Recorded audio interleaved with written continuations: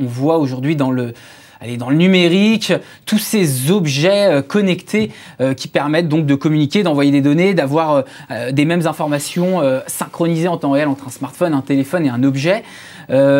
Aujourd'hui, pour l'Ivanova, est-ce que, alors on va le dire par exemple simplement, même avec des produits comme les pacemakers par exemple, vous réfléchissez à les connecter et est-ce qu'il peut y avoir un nouveau potentiel de business pour vous sur la monétisation de ces données en développant de nouveaux services que vous pourrez vendre en sachant que bien sûr les données de santé c'est très réglementé parce que faut pas les partager avec tout le monde. Alors c'est d'actualité, hein. C'est-à-dire qu'aujourd'hui l'Ivanova, même si c'est une société cotée à New York, elle a une grosse activité de recherche et développement à Clamart dans la région parisienne qui est en particulier focalisée sur les pacemakers, sur les traitements des troubles du rythme.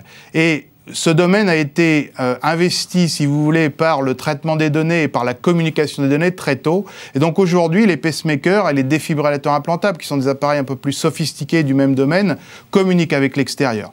Pour l'instant, cette communication, elle se fait vers le médecin. C'est-à-dire le médecin peut à tout moment surveiller son patient, surveiller en particulier les paramètres de l'appareil et appeler le patient s'il voit qu'il y a une dérive dans la maladie ou s'il y a une dérive dans le traitement de cette maladie. Agir très tôt en fait. On peut agir très tôt, on peut prévenir aussi des risques qui ne font que s'aggraver.